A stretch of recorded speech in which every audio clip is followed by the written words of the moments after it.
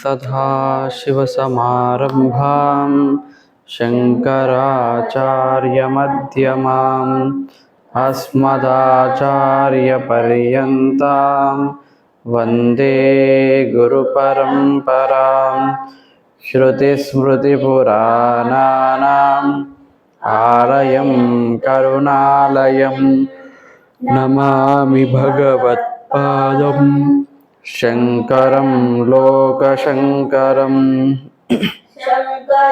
शङ्कराचार्यं केशवं बादरायणं सूत्रभाष्यकृतौ वन्दे भगवन्तौ पुनः पुनः ईश्वरो गुरुरात्मेति मूर्तिभेदविभागिने व्योमवद्व्याप्तदेहाय दक्षिणामूर्तये नमः। ॐ सहना भवतु सहनौ भुनक्तु सह वीर्यं करवावहै तेजस्विनावधीतमस्तु मा विद्विषावहै। ॐ शान्ति शान्ति शान्तिः। नारायणः परो व्यक्तात् अण्डमव्यक्तसम्भवम् अण्डस्यान्तस्त्विमे लोकाः सप्तद्वीपा च मेदिनी।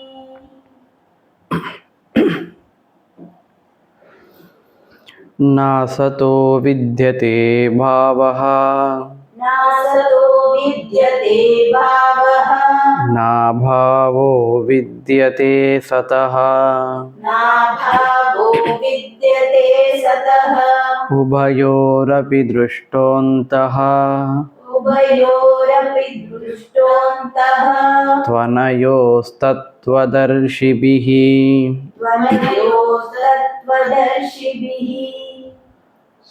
సో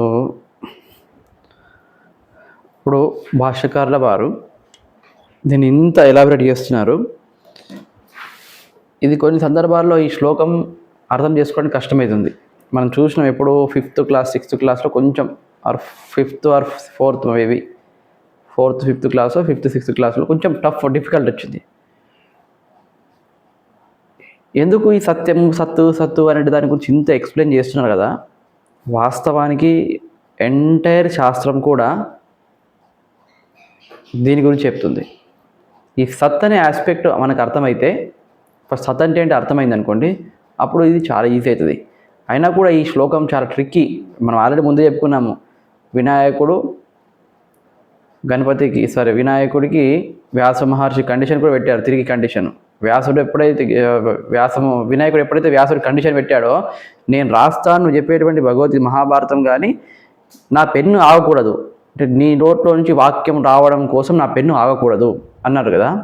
తిరిగి వ్యాసుల వారు ఏం పెట్టారు, సరే కానీ నేను చెప్పే ప్రతి శ్లోకాన్ని మీరు అర్థం చేసుకొని రాయాలన్నారు. సో ఈ శ్లోకము అంత ఈజీగా అర్థం చేసుకోవడానికి ఇది ఒక 5 నిమిషాలు 10 నిమిషాలు 15 నిమిషాలు పట్టింది అనుకోండి టైం ఎవరికి, వినాయకుడికి ఆలోచించడానికి. ఆర్డర్లో వ్యాస మహర్షి మిగతా శ్లోకాలన్నీ కూడా ఇంకొక అధ్యాయం కూడా ఆయన కవర్ చేసుకుంటాడు మనసులో అట్లా. కాబట్టి ఇది చాలా ట్రిక్కీ శ్లోకం అని ఆల్రెడీ తెలుసు, కాబట్టి అర్థం కావాలి ఈజీగా అంటే అర్థం కాదు. కానీ మనం ఒక ట్రాక్లో మాత్రం ఉండాలి. ఏంటి, 11వ శ్లోకం నుండి మెయిన్ టీచింగ్ స్టార్ట్ అయింది. ఏంటి, ఆత్మజ్ఞానం. కాబట్టి అక్కడ ఏమొచ్చింది, ఆత్మజ్ఞానం ఉన్నటువంటి వ్యక్తి ఈ ప్రపంచంలో ఉన్నటువంటి వ్యక్తుల గురించి కానీ, ఈ ప్రపంచం నుండి పోయినటువంటి వ్యక్తుల గురించి కానీ బాధపడడు. వ్యక్తులు కానీ వస్తువులు కానీ వీటి గురించి అయినా బాధపడడు అని అర్థమైంది. సో జ్ఞానం ఉంది, బాధ లేదు. బాధ ఉంది, జ్ఞానం లేదు. క్లియర్? ఇది కండిషన్. బాధ ఎవరికైతే ఉందో ఈ ప్రపంచంలో వారికి అజ్ఞానం ఉంది, ఎవరికైతే దుఃఖం బాధ లేదో వారికి జ్ఞానం ఉంది. సో పండితులైనటువంటి వారికి ఈ బాధ దుఃఖాలు లేవు.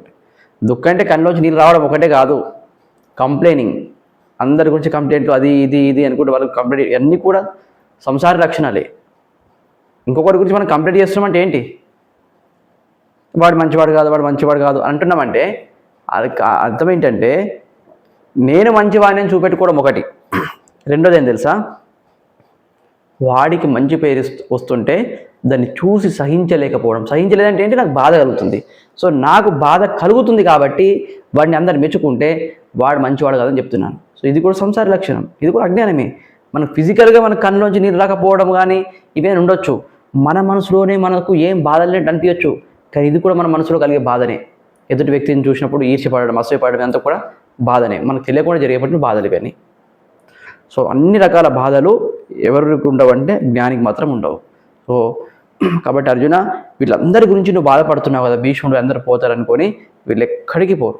ఎప్పుడు నిత్య శాశ్వతమైనటువంటి ఆత్మ స్వరూపం వాళ్ళు కాబట్టి ఆత్మ ఎప్పటికీ చావదు. సో వారికి చావు లేదు, ఎందుకంటే వారంతా ఆత్మనే అనే విషయం తీసుకొచ్చారు. ఆత్మ నిత్యము అన్న తర్వాత ఆత్మ సత్యము, సత్స్వరూపము, ఎప్పటికీ ఉండేది. కాబట్టి ఎప్పటికీ ఉండే సత్యమైనటువంటి ఆత్మ గురించి ఎందుకు బాధపడాలి, బాధపడాల్సిన అవసరం లేదు. అనాత్మ దేహాలన్నీ కూడా మిథ్య. కాబట్టి భీష్ముని నువ్వు దేవుడు దేహం అనుకుంటున్నావా, దేహం మిథ్య. మిథ్య యొక్క స్వభావం ఏంటి, పుట్టడము, చావడము, ఒక ఉత్పత్తి అవ్వడము, వినాశనం పొందడము, మిథ్య యొక్క స్వభావం. సో మిథ్య ప్రపంచంలో ఈ భీష్మ మొదలైనటువంటి దేహాలు, ఇంద్రియాలు ఉన్నాయి. వీళ్ళందరూ కూడా సబ్జెక్టు కమైండ్ గో, అంటే వాళ్ళు వచ్చిపోయేటువంటి వారు. ఆగమాపాయన. సో ఆగమపాయన కాబట్టి అనిత్యాహ, అనిత్యాహ కాబట్టి మిథ్యాహ, మిథ్య, నాట్ మిథ్యాహ, మిథ్య అసత్యం. కానీ ఆత్మ ఏదైతే ఉందో అది ఎప్పటికీ ఉంది కాబట్టి అది సత్యం. భీష్ముడు మొదలైన వాళ్ళని నువ్వు దేహం దృష్టితో చూస్తే అది మిథ్య. కాబట్టి మిథ్య గురించి బాధపడాల్సిన అవసరం ఉందా, లేదు. ఎందుకంటే మిథ్య యొక్క స్వభావమే పోవడం, రావడం, పోవడం. ఆగమ అపాయి, ఆగమ అపాయిన, వస్తూ పోయేది మిథ్య. కాబట్టి మిథ్య కాబట్టి దాని గురించి బాధపడాల్సిన అవసరం లేదు. రెండోది, వాళ్ళని ఆత్మదృష్టిలో సత్యమని చూస్తే కనుక మనం బాధపడాల్సిన అవసరం లేదు, ఎందుకంటే సత్యానికి నాశనం అనేది లేదు. అయితే ఈ టాపిక్లోకి వచ్చేటప్పుడు మనం ఒక క్వశ్చన్, లాస్ట్ ప్రీవియస్ క్వశ్చన్ని చూసాం. ఆ లాస్ట్ క్వశ్చన్ ఏంటంటే, సద్బుద్ధి అపి నష్టే ఘటే న దృశ్యత ఇది చేత్. ఈ పగిలిపోయి కుండ ఉన్నప్పుడు, కుండ ఉంది అన్నప్పుడు కుండతో పాటు ఉంది అనేటువంటి సత్యాన్ని కూడా మనం గ్రహిస్తున్నాం. కుండ యొక్క జ్ఞానం, ఉంది యొక్క జ్ఞానం, రెండు జ్ఞానాలు, అనుభవాలు మనకు కలుగుతున్నాయి. ఎప్పుడైతే కుండ పగిలిపోయిందో అప్పుడు పగిలిపోయిన కుండ ఉంది అని అనం. నాశనం అయిన తర్వాత కుండ పగిలిపోయిన స్వామీజీ ఉంది మాత్రం అక్కడ ఉంది అని చెప్పలేమా అని పూర్వపక్ష క్వశ్చన్ వేసిండు. చెప్పట్లేదు కదా మనం అంటాం. ఎవరైనా అక్కడ కుండ పగిలిపోయింది ఉంది స్వామి అంటావా? కుండ పోయింది అక్కడ ఉంది ఉంది అనేది ఉందంటామా? సత్తు అనలేము. కాబట్టి వాడు ఏమంటున్నాడు అంటే, కుండ పోయినట్టే, పోయినప్పుడు సత్తు కూడా పోయింది, సత్తు కూడా పోతుంది. సో పోయింది కాబట్టి వ్యభిచరతి, వ్యభిచరతి కాబట్టి కుండలాగానే సత్యం కూడా, సత్తు కూడా, బ్రహ్మ కూడా మిథ్య అని చెప్పాలనుకున్నాడు. దానికి భాషకారులు ఏమన్నారు, నా అలా కాదు, విశేష అభావాత్, మెయిన్ ఉపాధి లేకపోవడం వల్ల, విశేషం అంటే ఇక్కడ ఒక వస్తువు లేకపోవడం వల్ల, వ్యక్తి లేకపోవడం వల్ల దాన్ని మనం గుర్తించలేము. ఎందుకంటే అది శుద్ధమైపోతుంది అని మనం చూసాం. మనం బకెట్లో నీళ్ళ యొక్క దృష్టాంతం తీసుకొని ఇంకొక ఎగ్జాంపుల్ ఏమి ఇచ్చాము, టీచర్ స్టూడెంట్. ఎప్పుడైతే స్టూడెంట్ ఉన్నాడో అప్పుడు టీచర్కి ఏమని పేరు, దేవదత్త అనే టీచర్కి టీచర్ అనే పేరు వస్తుంది, స్టేటస్. ఎప్పుడైతే స్టూడెంట్ బయటకు వెళ్ళిపోయాడో, లేదా ఈయన స్కూల్ నుంచి బయటకు వచ్చాడో, ఈ దేవదత్త టీచర్ పేరు ఏమవుతుంది, మామూలుగా దేవదత్త. టీచర్ అనే స్టేటస్ కోల్పోతున్నాడు. అంటే టీచర్ అనేటువంటిది ఉపాధి ఎప్పుడు వచ్చింది, పొద్దున 9 గంటల నుంచి సాయంత్రం 4 గంటల వరకు స్కూల్లో మాత్రమే టీచర్, మిగతాదంతా శుద్ధం. శుద్ధం అంటే ఇది ప్యూర్ దేవదత్త. స్కూల్లోకి వచ్చినప్పుడు టీచర్ దేవదత్త, ఇంటికి వెళ్తే ప్యూర్ దేవదత్త. కాబట్టి ఇంటికి వెళ్ళిన తర్వాత మీరు టీచర్ అని చెప్తారా? చెప్పరు. ఇక్కడ కూడా ఈ సత్యాన్ని ఎప్పుడు మనం గుర్తించవచ్చు, ఒక ఉపాధి ఉన్నప్పుడే. ఒక స్టేటస్ ఎప్పుడంటే ఒక ఉపాధి ఉన్నప్పుడే, ఒక రోల్, ఒక పాత్ర ఉన్నప్పుడే మనం దానికి ఇది విషయము అని చెప్పి ఆ విషయాన్ని పక్కన సత్తుని మనం గమనించవచ్చు. లేదంటే సత్తుని మనం గమనించడానికి లేదు అని మొన్న మనకి ఇక్కడ వరకు చూసాం. చూసిన తర్వాత ఫస్ట్ అంటే ఇది మొన్న అంటే అంతకు ముందు రోజే జరిగింది. ఈరోజు 9th క్లాస్ 8th క్లాస్ అనుకుంటాను ఈ శ్లోకం. 8th క్లాస్ అంటే 6th క్లాస్లోనే ఇది చూడడం జరిగింది మెయిన్గా. అయితే లాస్ట్ ప్రీవియస్ క్లాస్లో మనం ఏం చూసామంటే పూర్వపక్ష క్వశ్చన్ వేస్తాడు. ఏంటి? కుండ మొదలైనటువంటి ఈ ప్రపంచం లేదనుకోండి, ఘటాది విశేష అభావే. ఎప్పుడైతే కుండ, దేవదత్త, రామదత్త, కృష్ణ, రామ, పెన్ను, బిల్డింగు, భార్య ఈ విషయాలు లేవనుకోండి, అప్పుడు ఏకాధికరణత్వం అనేది రాదు. ఒకే అధికరణం వస్తుందా? వ్యక్తి లేకపోతే వ్యక్తితో పాటు ఎక్కడ పెడతాం? వస్తువే లేకపోతే సత్యం దాని పక్కన ఎట్లా పెడతాం? కుండ ఉంది అంటున్నాం కదా, ఎక్కడ కుండ ఉందో అక్కడే ఉంది. కాబట్టి కుండకి ఉందికి రెండు లోక అధికరణం ఏది? కుండని. కుండ అని చెప్పండి, మట్టే చెప్పండి, అంతెందుకు. ఇప్పుడు ఇది ఇక్కడ టేబుల్ పైన పెడుతున్నాను కుండని, కుండకు అధికరణం ఏంటి అన్నాను? టేబుల్ అన్నాము. మరి కుండ ఉంది అంటున్నారు కదా, మరి ఉంది అన్నదానికి ఏం అధికరణం అంటే టేబులే అంటున్నాం. కుండ మొదలైనటువంటి సమస్త వస్తుజాలమే ప్రపంచమే మొత్తం నాశనమైనప్పుడు విశేషాలు ఇవన్నీ నాశనం అయిపోతున్నప్పుడు సత్యం వాటితోని ఎట్లా ఒక అధికరణం ఉంటుంది? అవన్నీ మారిపోయేటి మిథ్యలు. కుండ మొదలైనటువంటి మారిపోయే మిథ్యలు అసత్యమైనటువంటివి. సత్యమైనటువంటి సత్తు ఎట్లా రెండో ఒక దగ్గర ఉంటాయి? చీకటి వెలుతురు ఏ విధంగానైతే ఒక దగ్గర ఉండలేవో, జ్ఞానం అధికారం ఒకే వ్యక్తి లోపల ఒకే సమయంలో ఏ విధంగా అయితే ఉండలేవో, అదే విధంగా సత్యము మిథ్య కూడా ఈ సమస్త కుండ మొదలైనవి మిథ్య. ఈ మిథ్య ప్లస్ సత్యం, సత్తు, ఇవి రెండు కూడా ఒకే దగ్గర ఉండలేవు. అంటే మిథ్య అంటే ఏంటి? మాయా ప్లస్ పరమాత్మ బ్రహ్మన్. మిథ్య అంటే మాయా, సత్యం అంటే పరమాత్మ బ్రహ్మన్. నేను బ్రహ్మ అనను, మీరు ఎప్పుడైనా అబ్జర్వ్ చేయండి. బ్రహ్మ అంటే బ్రహ్మదేవుడు, చతుర్ముఖాలు కలిగిన వ్యక్తి. మన క్లాస్లో బ్రహ్మన్ బ్రహ్మన్ నకార చెప్తే అది ఆత్మ, పరమాత్మ, పరబ్రహ్మం, నిర్గుణ బ్రహ్మ. సరేనా? ఓకే. సో ఇప్పుడు ఏమంటున్నారు? రెండుకి ఏకాధికరణం నయుక్తం, ఇంపాసిబుల్, ఇల్లాజికల్, ఇది కరెక్ట్ కాదంటున్నారు. దానికి భాష్యకారుల వారు చెప్పారు, నా అలా కరెక్ట్ కాదు. రెండు ఒక దగ్గర ఉండవు, సత్యం మిథ్య అంటున్నావు కదా, అది కరెక్ట్ కాదు. రెండు ఒక దగ్గర ఉండగలుగుతాయి. ఎందుకు ఈ క్వశ్చన్ వేశారంటే, ఇంతకుముందు భాష్యకారుల వారు ఏమన్నారు? ప్రపంచం మొత్తం మారిపోతూ ఉంది కాబట్టి మిథ్య, సత్యం ఎప్పుడు ఉంటుంది కాబట్టి సత్యం.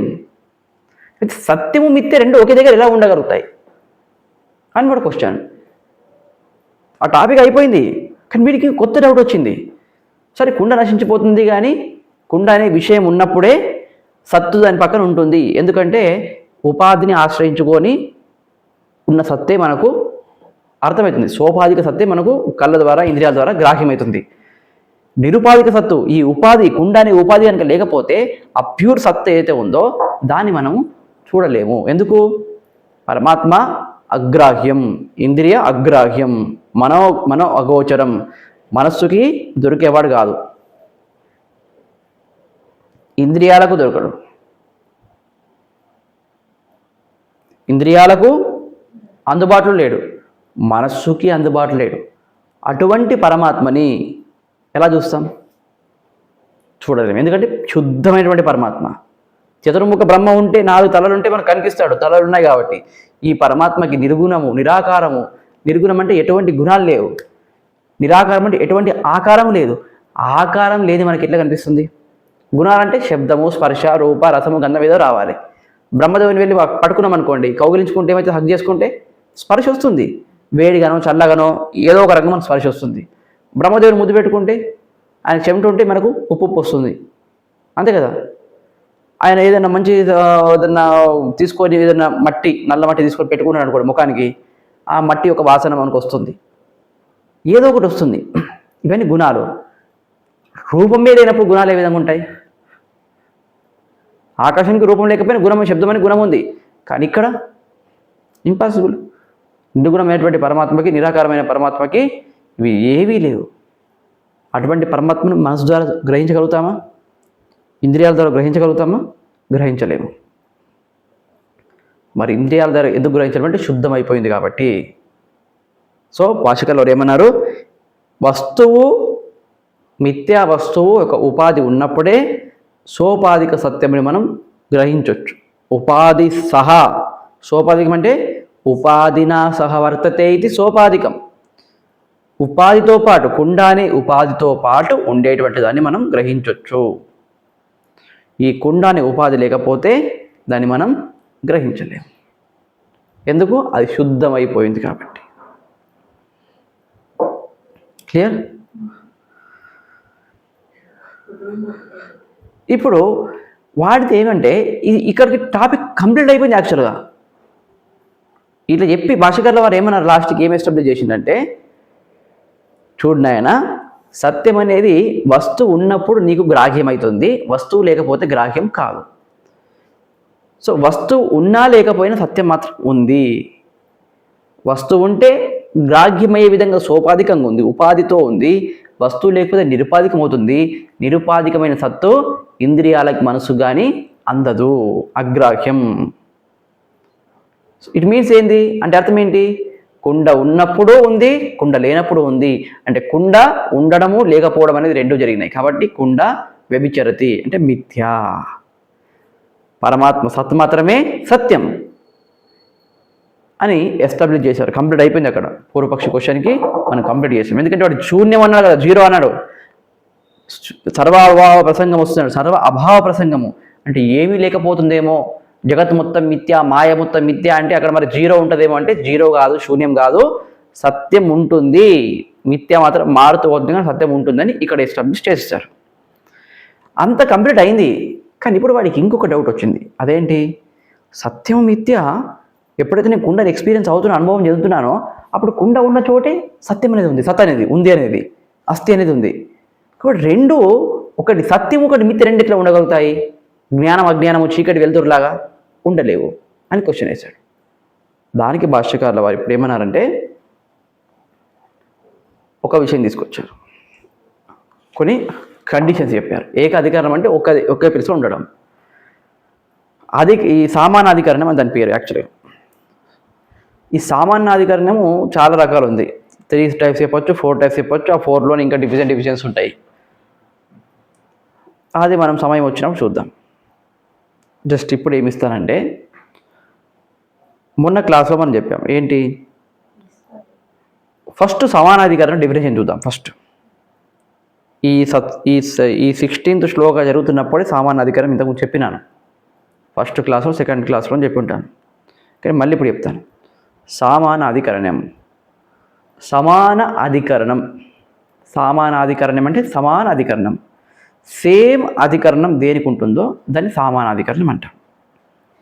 దాని డెఫినేషన్ ఉండాలి కదా, డెఫినేషన్ ఉండాలి. డెఫినేషన్లో ఏముందంటే ఒక శ్లోకం ఉంది దానికి, సమాన విభక్తికానాం, ఒక పాయింట్, అన్నిటి విభక్తులు సమానం ఉండాలి.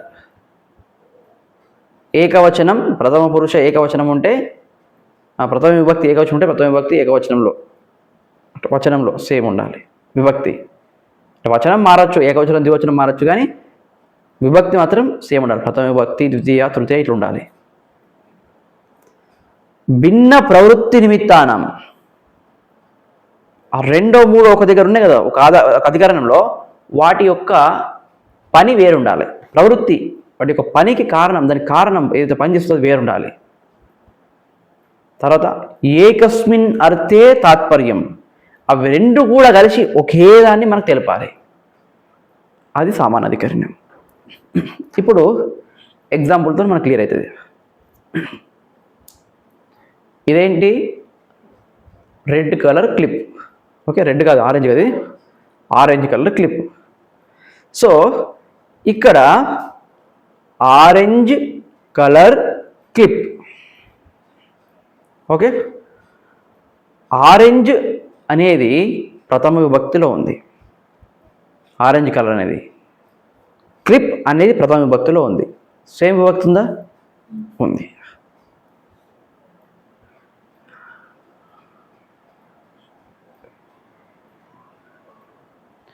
ఫ్లవర్ లేదు.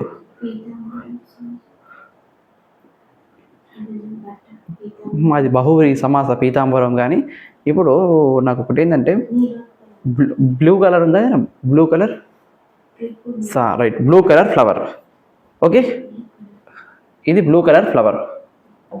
వచ్చేస్తుంది బ్లూ కలర్ ఫ్లవర్. ఇప్పుడు వస్తుంది, ఆగండి.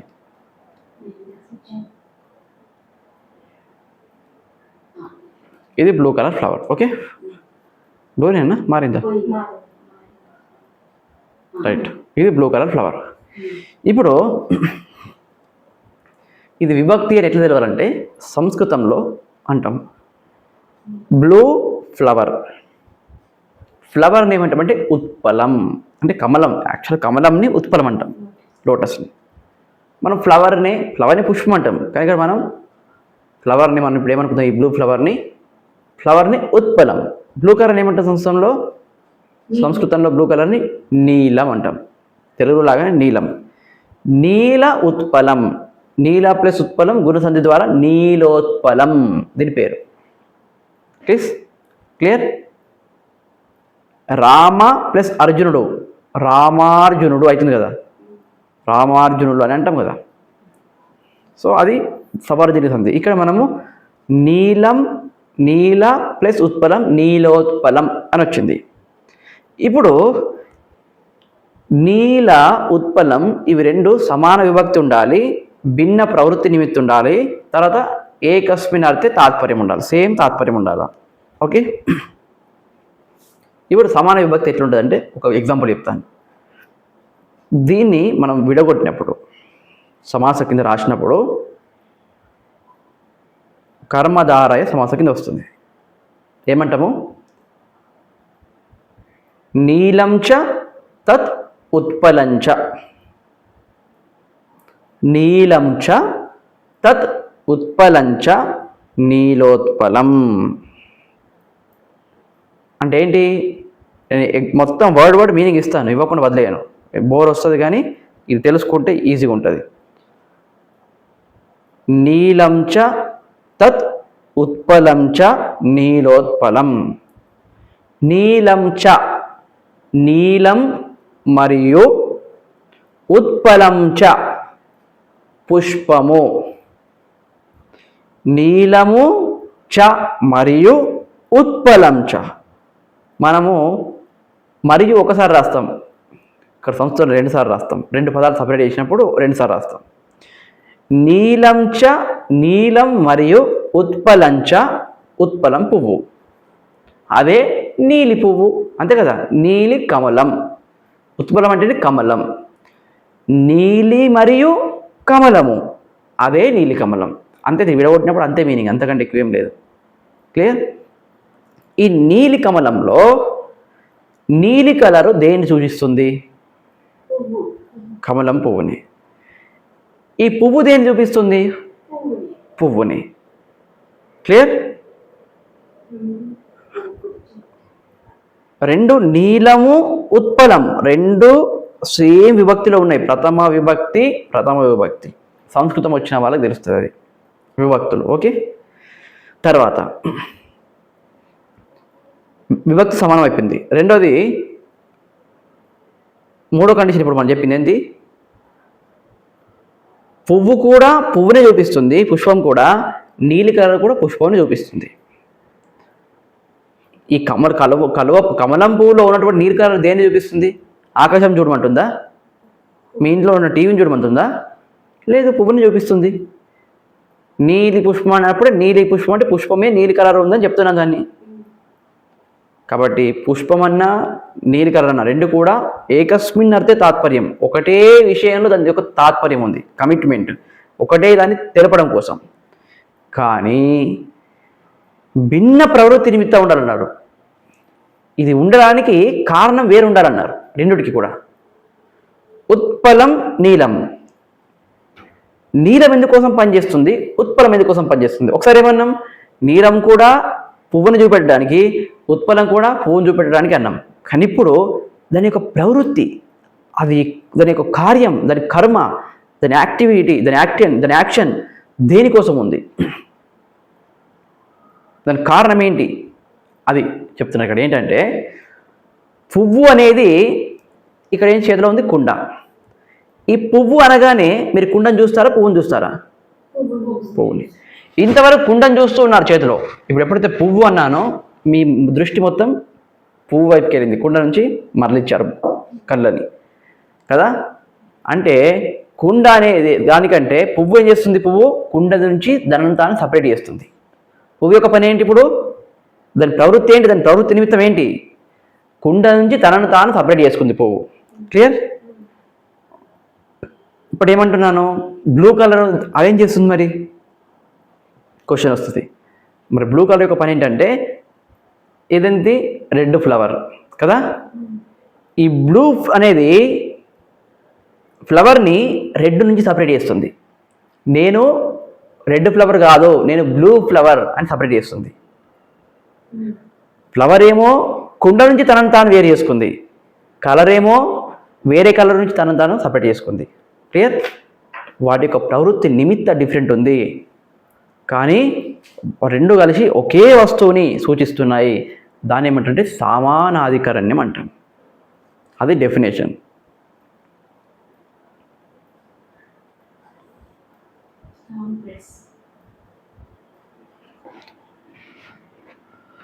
క్లియర్?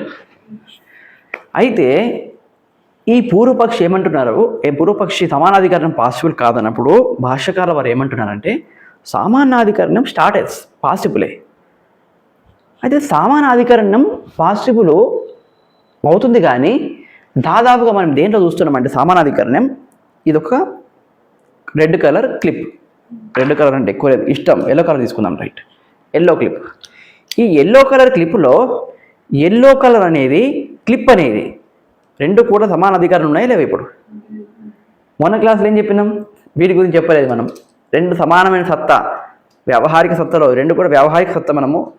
మనం వ్యవహరించడానికి, ట్రాన్సాక్షన్ అవ్వడానికి వరల్డ్లో ఇంద్రియాలతోనివి మనం స్పృశిస్తున్నాం, టచ్ చేస్తున్నాం. కాబట్టి ఇంద్రియాలతో టచ్ అవుతున్నాము, దీన్ని వ్యవహారం చేస్తున్నామంటే, ఈ క్లిప్ను యూజ్ చేస్తున్నామంటే రెండు సమానమైన సత్తా ఉంటే కాదు అన్నట్టు మనం మాట్లాడుకున్నాం. కానీ ఫస్ట్ దీన్ని చూద్దాం ఒకసారి. ఈ రెండు సమానమైనటువంటి సత్తా ఉన్నటువంటి క్లిప్ యొక్క కలరు వ్యవహారిక సత్యము, క్లిప్పు వ్యవహారిక సత్యము.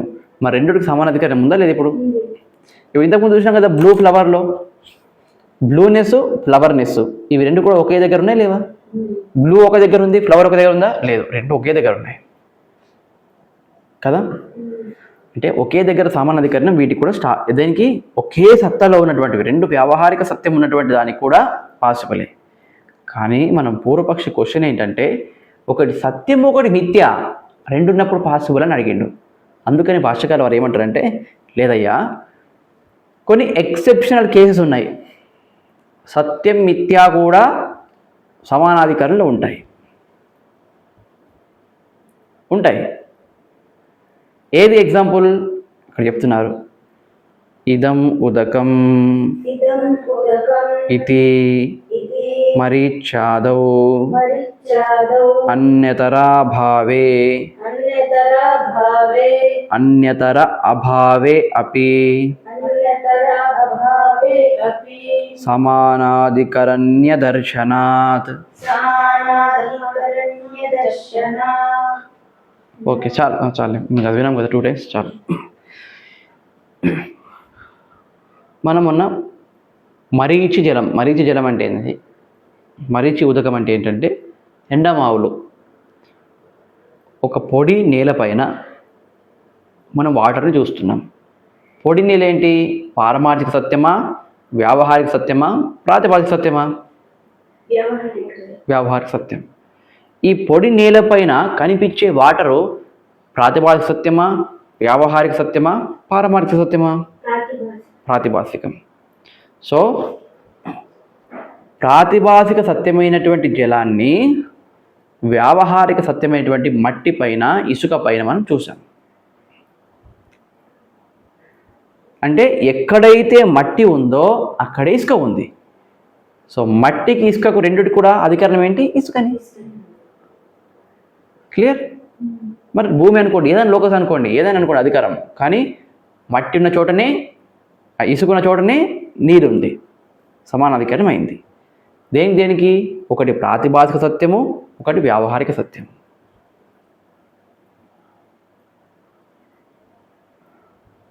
అంటే వీటికి సమానమైన సత్తా ఉందా? వీటికి లేదు. ఒకటి ప్రాతిభాసికం, ఒకటి వ్యావహారికం. ఈ క్వశ్చన్ని ఎందుకు ఇచ్చారు భాష్యకారుల వారు? ఆల్రెడీ క్లిప్ గురించి మాట్లాడుకున్నాం కదా. నీలోత్పలం అని ఇంతకుముందు వచ్చింది, నా నీలోత్పలవత అని వచ్చింది. నీలము ఉత్పలము రెండు సమానాధికారులు ఉన్నాయి, రెండు వ్యావహారిక సత్యములు. మరి ఇప్పుడు దాన్ని ఇవ్వకుండా దీని ఎందుకు ఇస్తున్నారు? దీని నుంచి ఏదో ఒకటి ఆయన మనకు చూపెట్టాలనుకుంటున్నారు భాష్యకారుల వారు. ఏం చూపించాలనుకుంటున్నారంటే, చూడు, ఒకవేళ ఇసుక ప్లస్ వాటర్ రెండు వ్యావహారిక సత్యం అయితే వాటర్ ఇసుకలో తడిసిపోతుంది. వాటరు ఇసుకని ఏం చేస్తుంది? తడి చేస్తుంది. తడి ఎవరి గుణం? వాటర్దే, ఇసుకదా? వాటర్ది. వాటర్ యొక్క గుణాలని, దాని యొక్క స్వభావాన్ని ఇసుక మీద నెట్టేస్తుంది. అప్పుడు ఇసుకని వెళ్ళి మనకు మూడితే ఏమైపోతుంది? తడి వస్తుంది. అవి రెండు వ్యావహారిక సత్యం. కాబట్టి ఇప్పుడు ఈ ప్రాతిభాసిక సత్యంలో ఒకటి నీరుంది, ప్రాతిభాసికం నీరుంది, రెండోది ఇసుక ఉంది, వ్యావహారిక సత్యం. దూరం నుంచి చూసాం మనం, రోడ్డు పైన నీరు ఉన్నట్టు కనిపించింది. రోడే అనుకుందాం, ఇసుక ఎందుకు, రోడే అనుకుందాం. తార్ రోడ్, మంచి రోడ్, హైవే. బాగా వెళ్తున్నాం మనం కారులో, బాగా అక్కడ వాటర్ అంతా కనిపిస్తుంది. అరే దూరం నుంచి వాటర్ ఉంది, రోడ్డు పైన మరి వర్షం పడి ఇక్కడ మన బ్రిడ్జ్ మన తెగిపోయి వచ్చిందేమో అనుకున్నాం. అక్కడ వెళ్ళి చూద్దాం అనుకున్నాం. కానీ ఎక్కడ ఇది అంటే కరెక్ట్ అక్కడ ఒకటి బోర్డు ఉంది, హైదరాబాద్ 300 కిలోమీటర్ ఉంది అక్కడ నుంచి, హైదరాబాద్ 300 కిలోమీటర్ ఉంది ఇక్కడ నుంచి అని అక్కడ బోర్డు ఉంది. ఎగ్జాక్ట్ అదే బోర్డు ఉన్న ప్రాంతంలోనే మనకు తడి కనిపిస్తుంది. రైట్? పిల్లవాడు నాన్న తొందర వెళ్ళని చూద్దామంటాడు. అక్కడికి వెళ్ళి స్లో వెళ్ళమంటాడు, తండ్రి స్లో వెళ్తాడు. కరెక్ట్ 300 కిలోమీటర్ బోర్డు దగ్గర దిగారు. బయట చూస్తే ఇక్కడ నీళ్ళు లేవు. మళ్ళీ వెనక్కి వచ్చేసారు, చూస్తున్నారు, మళ్ళీ కనిపిస్తుంది. కొడుకు అక్కడ నిల్చున్నాడు, ఎక్కడ? బోర్డు దగ్గర. తండ్రి ఇక్కడ నిల్చున్నాడు బోర్డు దగ్గర. కొడుకు మళ్ళీ డ్రైవర్తో కారులో వెనక్కి వెళ్ళిపోయాడు. మళ్ళీ వెళ్ళికని చూస్తే అయ్యో మా నాన్న నీళ్ళల్లో ఉన్నాడు అని అనిపించింది వాడికి. దగ్గరకు వచ్చి చూస్తున్నాడు, వాళ్ళ నాన్న ప్యాంటును ముడుతున్నాడు, ప్యాంటును షర్టు ముట్టి, నాన్న తడిసిపోయినామంటే తడవలేదు. తడిచాడా? తడవలేదు. దీని ఉద్దేశం ఏంటంటే, ప్రాతిభాసిక సత్యము, వ్యావహారిక సత్యము రెండు డిగ్రీసు, ఆర్డర్ ఆఫ్ రియాలిటీ వేరు. ఒకటి లోవరు, ఒకటి అప్పరు. లోవర్లో ఉన్నటువంటి ప్రాతిభాసికలో ఉన్నటువంటి వాటరు అప్పర్లో, హయ్యర్లో ఉన్నటువంటి రోడ్డుని తడపలేదు. ఆ రోడ్డు మీద మనం ముడుతుంటే మనం వస్తుంది, దాని తడి లేదు. అంటే దీని యొక్క గుణాన్ని దానిపైన రుబ్బట్లేదు. కానీ రెండు సమానమైనటువంటి వ్యావహారిక సత్తాలు కనుక ఉంటే ప్రాబ్లం స్టార్ట్. ఎక్కడ? భీష్మదేహం వ్యావహారిక సత్యం, ఈ దేహం వ్యావహారిక సత్యం. స్టార్ట్ అయిందా ప్రాబ్లం? వచ్చేసింది. మలినాలు, రాగద్వేషాలు, భయము, బాధ, దుఃఖం స్టార్ట్ అయిపోయింది. కానీ భాష్యకారుల వారు ఈ ఉదాహరణ ఎందుకు చెప్పారంటే, పరమాత్మ పారమార్థిక సత్యం, కుండ మొదలైనటువంటి వ్యావహారిక సత్యం. ఈ జగత్తు ఎప్పుడు కూడా పరమాత్మను అంటలేదు. ఎందుకంటే పరమాత్మ హయ్యర్ డిగ్రీ ఆఫ్ రియాలిటీ, జగత్తు లోవర్ డిగ్రీ ఆఫ్ రియాలిటీ. పరమాత్మ కంటే హయ్యర్ డిగ్రీలో ఉంది కాబట్టి, ఏ విధంగా రోడ్ ఏ విధంగానైతే ఉందో ఆ విధంగా పరమాత్మ ఉన్నాడు. ఈ సూపర్ ఇంపోజ్ చేసినటువంటి మరీచి ఉదకం, ఎండమావుల్లాగా జగత్తు ఉంది. కాబట్టి జగత్తు వల్ల ఆత్మకు కానీ పరమాత్మకు కానీ డిస్టర్బెన్స్ ఉందా? లేదు. జగత్తులో ఏమున్నాయి? రాగము, ద్వేషము, అసూయ, రంగులు, రుచులు అన్నీ ఉన్నాయి. కానీ ఇవి కూడా పరమాత్మని టచ్ చేయలేవు. ఈ సత్యాన్ని మనకు చెప్పడం కోసమే భాష్యకారుల వారు ఈ స్టేట్మెంట్ ఇచ్చారు. క్లియర్?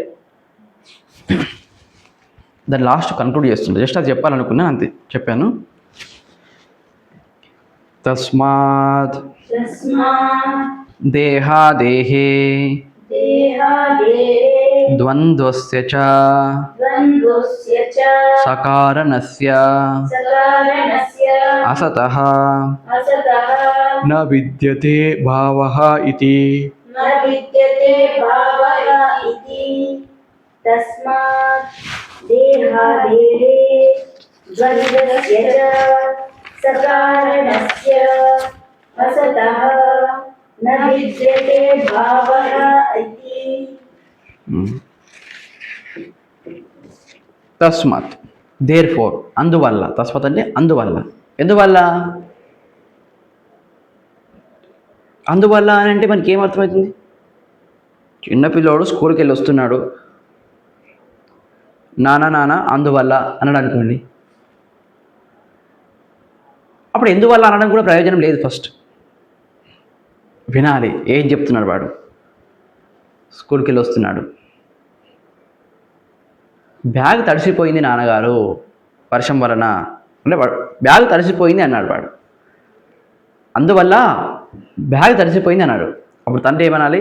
ఎందువల్ల అని అడగాలి. అప్పుడు వాడు ఏమంటాడంటే వస్తుంటే వర్షం పడింది, లేదంటే కింద పడిపోయాను బురదలో అని అనాలి. అంతే కదా?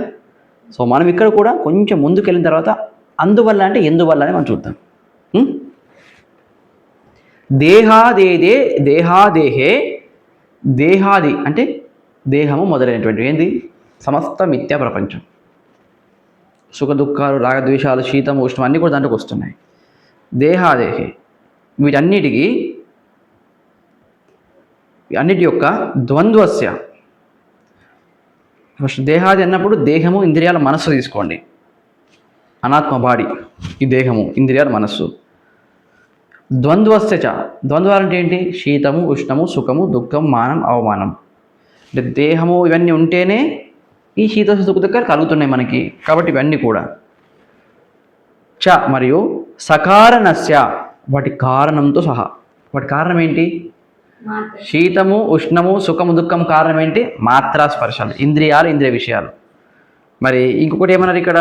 ద్వంద్వాలు అంటే ఇవి సుఖము, దుఃఖము, వీటి సుఖము, దుఃఖము, శీతం, ఉష్ణము. వీటి కారణం ఏంటి? సుఖ దుఃఖాలు, శీతోష్ణాలకి మాత్రా స్పర్శాలు, ఇంద్రియాలు, ఇంద్రియ విషయాలు. ప్రపంచము ఇంద్రియ విషయాలతో తాదాత్మ్యమైనప్పుడు ఈ సుఖ దుఃఖాలు, మానవమానాలు, శీతోష్ణాలు కలుగుతున్నాయి. కానీ ఇంకొకటి ముందు ఇచ్చాడు దేహాదేహి అన్నాడు. కాబట్టి దేహాదేహిని కూడా కలపాలి. ఇప్పుడు దానికి కూడా కారణం వెతకాలి. ఏంటివి దేహానికి కారణం? మాయ.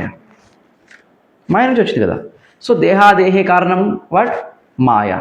సో దేహాదికి కారణం మాయ, ద్వంద్వాలకు కారణం ఇంద్రియాలు, ఇంద్రియ విషయాలు. సకారణస్య along with the cause, along with కారణం. స అంటే అలాంగ్ విత్, కారణేన సహ వర్తే సకారణం. కాబట్టి along with cause, along with కారణం, కారణంతో పాటు భావః న విద్యతే. దేహాలకు కానీ, దేహేంద్రియ మనోబుద్ధులకు కానివ్వండి, మాత్రాస్పర్శలకు కానీ, వాటి కారణమైనటువంటి మాత్రాస్పర్శలకు కానీ, మాయకు కానీ, మాత్రాస్పర్శల వల్ల ఉత్పన్నమైనటువంటి శీతోష్ణ సుఖ దుఃఖాలకు కానీ. అంటే ఏంటి? క్లియర్గా చెప్పాలంటే ఒకటి దేహాది, దేహము, ఇంద్రియాలు, మనస్సు. దీని కారణం ఏంటి? మాయ. మళ్ళీ ద్వంద్వాలు, శీతోష్ణ సుఖ దుఃఖాది ద్వంద్వాలు. వీటి కారణం ఏంటి? ఇంద్రియాలు, ఇంద్రియ విషయాలు. ఇవి అన్నీ కూడా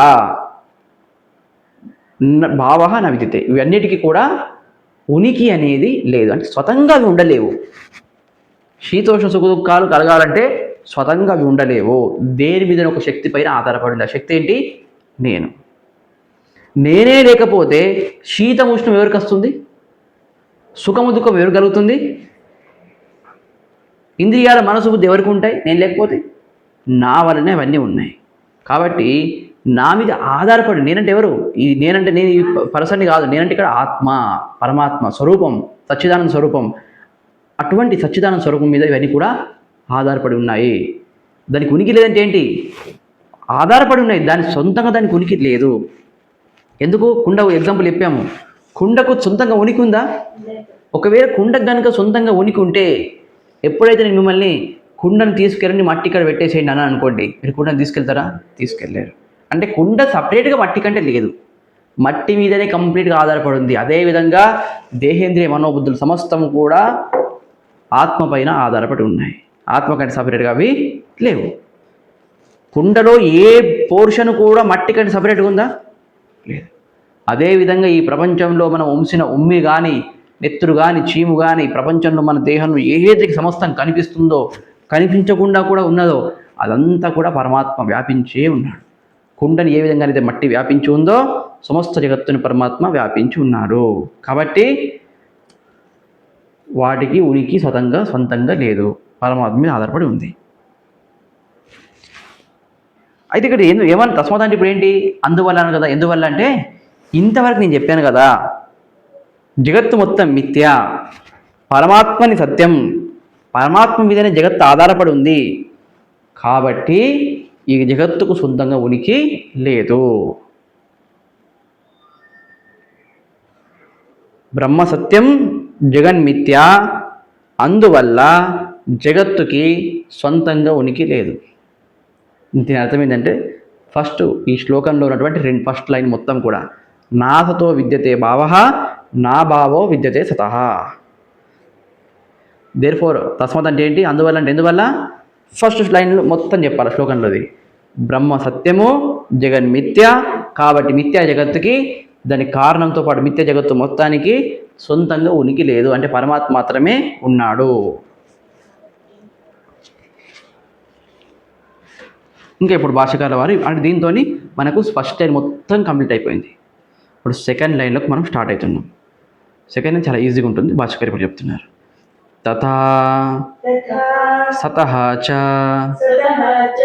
ఆత్మనః అభావః అవిద్యమానత న విద్యతే సర్వత్ర అవ్యభిచారాత్ ఇతి అవోచామ.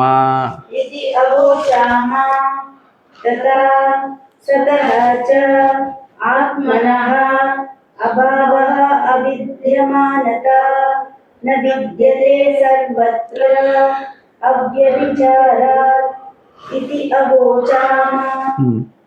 ఓకే, సారీ, అక్కడ తస్మాత్ దేర్ ఫోర్ అందువల్ల అంటే ఇక్కడ ఏంటంటే మనం ఫస్ట్ లైన్ మొత్తం చెప్పాం కదా. ఫస్ట్ లైన్ మొత్తం కాదు, ఫస్ట్ క్వార్టర్, ఫస్ట్ పాదం నాసతో విద్యతే భావః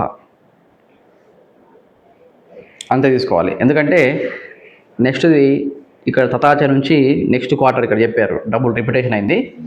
సో అదంతా తీసుకుంటే చాలు. అంటే జగత్తు మిథ్య కాబట్టి జగత్తుకు స్వతంగా ఉనికి నా భావః నా విద్యతే.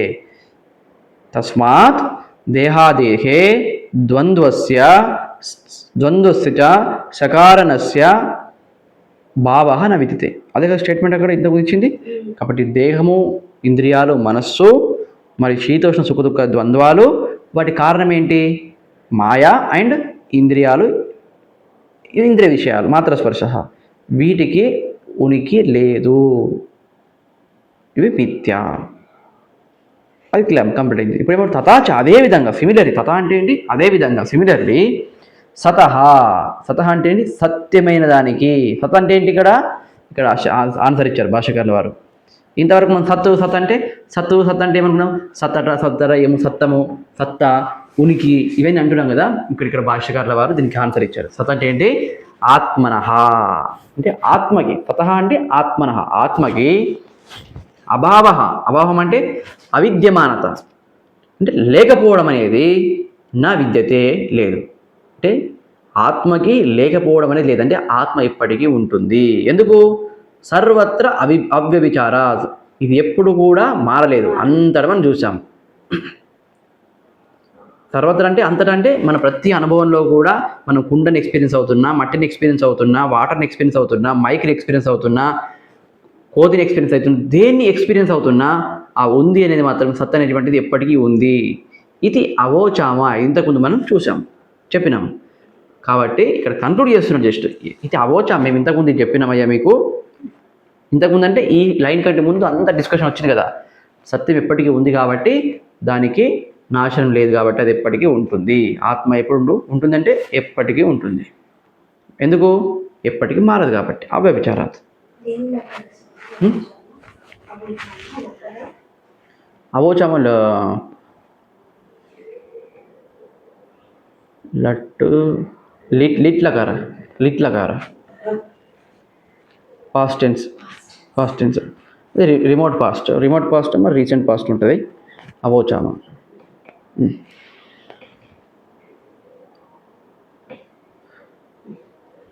ఊచతు హవోచామా అంటే లిట్లకర్ కాకపోవచ్చు, ఇంకొక దాంట్లో రావచ్చు అనుకుంటున్నాను.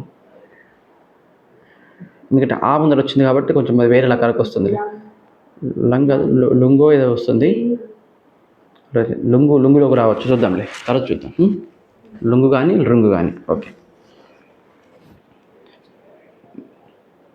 సరే, ఇక్కడ వరకు ఫస్ట్ లైన్ కంప్లీట్ అయితే ఇప్పుడు సెకండ్ లైన్కి ఎంటర్ అవుతున్నాం. ఏవం ఆత్మానాత్మనోః సదసతోః ఉభయోః అపి దృష్టః ఉపలబ్ధః అంతః నిర్ణయః సత్ సతేవ అసత్ అసదేవ ఇతి త్వనయోః యథోక్తయోః తత్వదర్శిభిః. ఏవం ఆత్మనాత్మనోః సదసతోః ఉభయోః అపి దృష్టః ఉపలబ్ధః అంతః నిర్ణయః సదసదేవ అసదసద ఏవ ఇతి త్వనయోః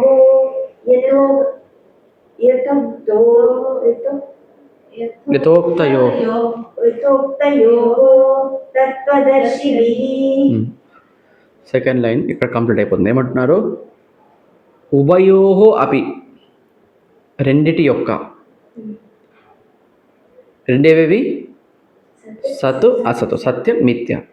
పరమాత్మ సత్యం, ఆత్మ సత్యం, జగత్ మిథ్య కదా. బ్రహ్మ సత్యం, జగత్ మిథ్య అంటే బ్రహ్మ జగత్తు యోహో, మరి ఆత్మ జగత్తు యోగో అంటే ఆత్మ జగత్ అంటే ఏంది? అనాత్మ. ఆత్మానాత్మయోహో, సత్ అంటే ఆత్మ, అసత్ అంటే అనాత్మ. సో ఆత్మానాత్మయోహో ఉభయోహ అంటే ఆత్మానాత్మయోహో అపి, ఈ రెండింటి యొక్క అంతః, అంతః అంటే ఏమొచ్చే భాషకు నిర్ణయ. నిర్ణయ అంటే ఏంటంటే స్వరూపం, సత్యం యొక్క స్వరూపం ఏంటి, మిథ్య యొక్క స్వరూపం ఏంటి అనేది దృష్ట. దృష్ట అంటే ఈజ్ ఈక్వల్ టు ఉపలబ్ధ అనేది తెలుసుకోబడ్డది, చూడడం జరిగింది. ఎవరి వల్ల? తత్వదర్శిభిః, తత్వాన్ని దర్శించిన వారి ద్వారా వీటి యొక్క సత్యాన్ని, వీటి యొక్క స్వరూపాన్ని తెలుసుకోవడం జరిగింది. అంటే తత్వాన్ని దర్శించినటువంటి ఆత్మజ్ఞానుల ద్వారా ఈ ఆత్మానాత్మల గురించి తెలుసుకోవడం, దాని యొక్క నేచర్, దాని యొక్క స్వభావం ఏంటో తెలుసుకోవడం జరిగింది. వీళ్ళకి మాత్రం తెలుసు. ఏంటి ఇంకిచ్చారు? ఎలా దాని యొక్క నిర్ణయం తీసుకున్నారో, దాని యొక్క నేచర్ని? సత్ సతేవ అసత్ అసతేవ ఇది. సత్యం ఎప్పుడు కూడా సత్యమే ఉంటుంది, మారదు. అసత్యం ఎప్పుడు కూడా మారకుండా ఉండదు, అంటే అసత్యం మారుతూనే ఉంటుంది. ఈ విధంగా అనయోహో, రెండిటి యొక్క, అనయోహ అంటే యథోక్తయోహో. యథోక్త అంటే ఇప్పటివరకు మనం ఏం చెప్పినాం? ఏవి రెండు చెప్పినాం? సత్తు అసత్తు. సత్ అంటే ఆత్మ, అసత్ అంటే అనాత్మ. సత్ అంటే బ్రహ్మ, అసత్ అంటే జగత్తు. అంతే కదా. ఈ జగత్తు బ్రహ్మ అని చెప్పొచ్చు, లేదంటే ఆత్మ అనాత్మ అని చెప్పొచ్చు. వీటి యొక్క స్వరూపాన్ని, ఏమైనా స్వరూపం? సత్ ఎప్పుడు సత్తే మారదు, అసత్ ఎప్పుడు మారుతూనే ఉంటుంది. కాబట్టి అసత్తు కాదు. సత్తుకు లేకపోవడం లేదు, అసత్తుకు ఉండడం అనేది లేదు. ఈ రెండు సత్యాల్ని వీళ్ళు గ్రహించారు. ఈ రెండు సత్యాలు వీరి ద్వారా గ్రహించబడ్డాయి. ఎవరి ద్వారా? ఆత్మజ్ఞానుల ద్వారా గ్రహించబడ్డావి. ఇది ఇంతే. దీని గురించి ఇంకా తత్వదర్శి అనేటువంటి వర్డ్ గురించి కొంచెం గ్రామాటికల్గా, రేపు కొంచెం మనం డీప్కి వెళ్తాం, కొంచెం గ్రామర్ ప్రకారం. ఆ గ్రామాటికల్గా తత్వదర్శి అంటే ఎవరు, ఈ వర్డ్ ఎందుకు వచ్చింది అనేది దాని గురించి మనకు ఎక్స్ప్లెనేషన్ చేస్తారు. అది రేపు చూద్దాం. ఇంకా దాదాపు రేపు ఈ శ్లోకం కంప్లీట్ చేసే ప్రయత్నం చేద్దాం, లేదంటే ఎల్లుండి. రేపు కంప్లీట్ చేస్తే ఎల్లుండి సమ్మరీ ఇస్తాను, సారాంశం మొత్తం, ఎసెన్స్. లేదంటే రేపు కంప్లీట్ కాలేదనుకుంటే ఎల్లుండి ఇంకా ఉంటే కంప్లీట్ చేసి ఎసెన్స్ మొత్తం ఇచ్చేస్తాను. ఓం పూర్ణమదః పూర్ణమిదం పూర్ణాత్ పూర్ణముదచ్యతే పూర్ణస్య పూర్ణమాదాయ పూర్ణమేవావశిష్యతే. ఓం శాంతి శాంతి శాంతి.